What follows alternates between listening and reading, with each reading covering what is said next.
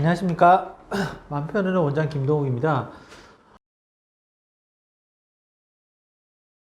어떤 주제라고 생각을 해봤었는데요. 보통 저희가 이제 임상 현장에서 만나게 될 때 보호자분들이 나 이제 환자분들한테 발견되는 모습 중에 치료적으로 이 부분들은 조금 바뀌었으면 좋겠다 하는 것들이 있습니다. 그래서 아마 그런 부분들을 함께 좀 나눴으면 합니다. 환자랑 분이랑 얘기를 했을 때 가장 어색하게 만들 수 있는 이야기 중에 하나가 힘내라는 말을 이렇게 하게 될 때가 있습니다. 그래서 너는 잘할 수 있을 거야, 열심히 할 수 있을 거야 이렇게 얘기를 하는데 계속 힘이 빠지게 되는 상황이 생길 수가 있는 것 같습니다. 근데 이게 왜 그런가 봤더니 대부분 힘들다, 우울하다 이런 부분들 반복적으로 얘기를 하다 보면 아마 뭔가라도 이제 해줘야만 될 것 같다는 그런 느낌을 들 수 있을 것 같고 당연히 그럴 것 같습니다. 그런데 이제 열심히 해라, 힘내라는 말 속에는 정말 어떤 격려의 의미도 있지만 사실은 환자분들이 대부분 우울하거나 힘든 상황에서 그런 말을 듣게 되면 제대로 하지 못하고 일단 질책으로 듣는 경우들이 많이 있는 것 같습니다. 우울감이나 무기력함이나 불안이 이 감정의 하나의 결과물이 아니라 사실 뇌 회로에서 불안과 우울을 조절하는 뇌 회로의 손상으로 해서 나타나는 2차적인 작용이 불안과 우울이라는 말씀을 항상 드리고 있습니다. 그래서 지금 우울하고 불안하다는 거는 뇌에서 그 현재 상황을 이겨낼 수 있는 그 스트레스를 이겨낼 수 있는 힘이 약하다는 뜻이기 때문에 그 부분에 있어서 힘과 회복할 수 있는 시간이 필요한 부분이기 때문에 단순히 이제 힘을 내라는 말 자체가 오히려 더 힘을 빠지게 하는 경우가 많이 있을 것 같습니다. 그래서 아마 우울하거나 힘들어할 경우에는 가급적 있는 그대로 들어주고 조금 거리를 두고 지켜봐주는 것이 오히려 도움이 될 때가 많지 않을까 하는 생각을 하게 됩니다. 저한테는 사실은 이제 환자분한테 약을 잘 먹어야 된다고 얘기를 하는데 이제 나갈 때 바깥에서 이제 얘기하는 걸 듣게 될 때가 있는데 이제 보호자분이 환자분한테 혼을 내면서 너 때문에 지금 쓴 돈이 얼마인지 아느냐 이렇게 얘기를 하게 되면 사실 환자분들이 돈을 많이 쓸 수가 있습니다. 그래서 이제 뭐 간식비라든지 여러 가지 옷이라든지 그런 비용을 과다하게 지출하는데 거기다가 그 약값, 정신과 진료비까지 포함한다 그러면 사실은 어떻게 보면 부담스러울 수밖에 없는 부분들이고 아마 그렇게 얘기할 수밖에 없다고 충분히 이해를 하는데 그러니까 제 개인적으로는 특히나 이제 정신과 진료에 드는 비용이 이제 사라지는 돈이라기보다는 좀 더 나은 미래를 향해서 투자되는 돈이 아닐까 하는 생각을 합니다. 그래서 누구에게나 돈은 소중하고 또 중요한 부분들인 것 같습니다. 그런데 아무래도 정신과 진료비에 대해서 또 없어지는 쪽이라고 생각하시기보다는 투자를 해서 좀 더 달라지는 부분이 있다는 부분들에 대해서 이해를 좀 해주셨으면 어떨까 하는 생각을 하게 됩니다.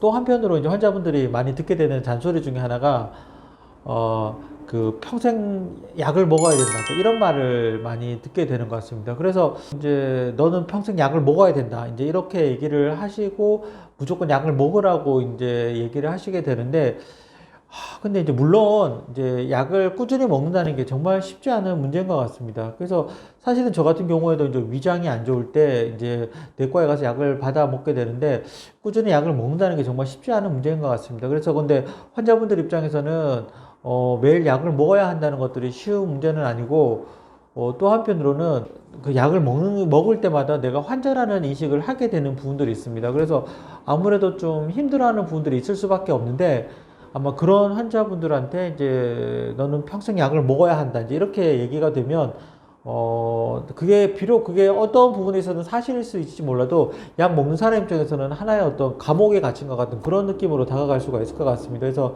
이 문제는 참 쉽지가 않은데요. 약을 평생 먹어야 되는 어떤 강압감을 가지고 단순히 이제 강요한다는 느낌보다는 필요성을 좀 설명하는 것들이 좀 더 나은 답이 될 수 있지 않을까 하는 생각을 하게 됩니다. 언제까지 약을 먹어야 하는가에 대한 문제는 유튜브 관련해서 올려놓은 동영상이 있으니까 참고하시면 도움이 될 것 같습니다.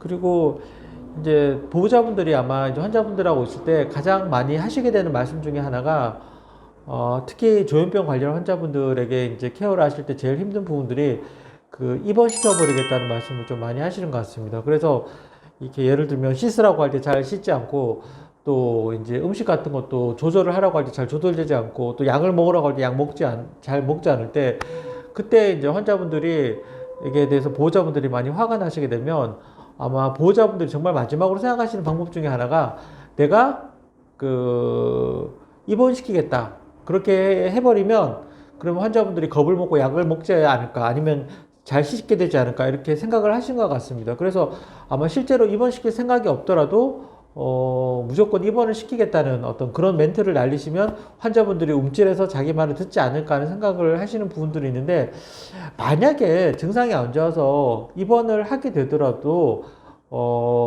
그 입원 시켜버리겠다는 쪽으로 얘기를 해서 평소에 어떤 협박 아닌 협박에 관련된 얘기를 하다가 입원을 하게 된다 그러면 아무래도 입원하는 것 자체가 하나의 형벌로 받아들이게 될 가능성이 많이 있을 것 같습니다. 그렇게 되면 치료 자체가 생산적이거나 더 나은 답을 주기보다는 본인은 처벌받고 있고 또 가족들은 자신을 처벌하는 사람으로 인식을 하게 되는 부분들이 있어서 장기적인 관점에서 볼 때 건강하지 않지 않을까 하는 생각을 하게 됩니다. 그래서 제가 생각할 때는 아무래도 아무리 화가 나시거나 힘드시더라도 입원을 시켜버리겠다는 이런 멘트는 가급적 가족 간에 피하시는 것이 좀 좋지 않을까 하는 생각을 하게 됩니다. 그래서 차라리 화가 났다, 너 때문에 속상하다, 아니면 너 때문에 힘들다는 쪽으로 충분히 가족 간에는 그 정도 멘트는 할 수 있을 것 같습니다. 또 한 가지 말씀드리고 싶은 거는 진단에 대해서 너무 명확하게 얘기하는 것이 좋지는 않을 것 같습니다. 그러니까 이게 무슨 말인가 하면, 예를 들면 계속 좀 슬퍼하고 힘들어할 때 가족들이 넌 우울증 환자잖아, 그분한테 넌 조현병 환자잖아, 그래서 약이나 잘 먹고 너 약 잘 먹냐, 뭐 이렇게 얘기가 가기 시작하면 가족들 간에 이제 소통할 수 있는 통로 자체가 많이 막혀버린다는 생각을 하게 됩니다.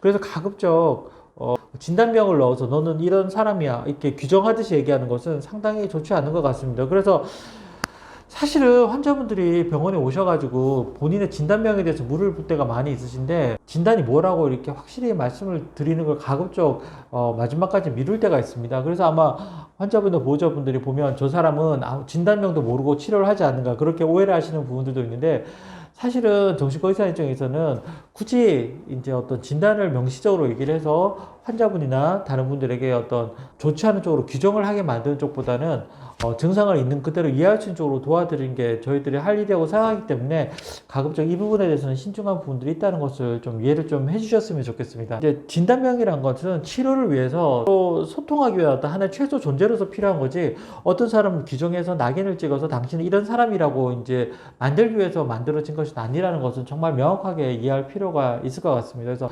아마 환자분이나 가족들 사이에 의사소통을 하거나 서로 간에 어떤 생각을 나누는 데 있어서 걸림돌이 되는 부분들을 상당 부분 좀 줄일 수 있지 않을까 하는 생각을 하게 됩니다.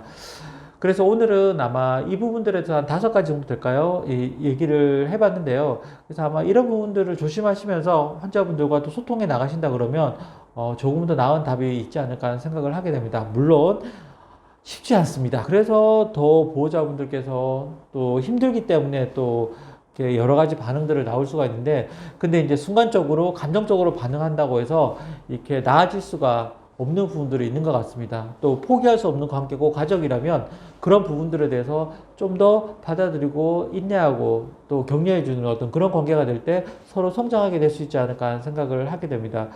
그래서 이런 과정들을 통해서 서로의 관계가 좁힐 수 있는 어떤 그런 작은 시간들이 되었으면 하는 바라는 마음을 담아서 이번 영상을 준비해 봤습니다.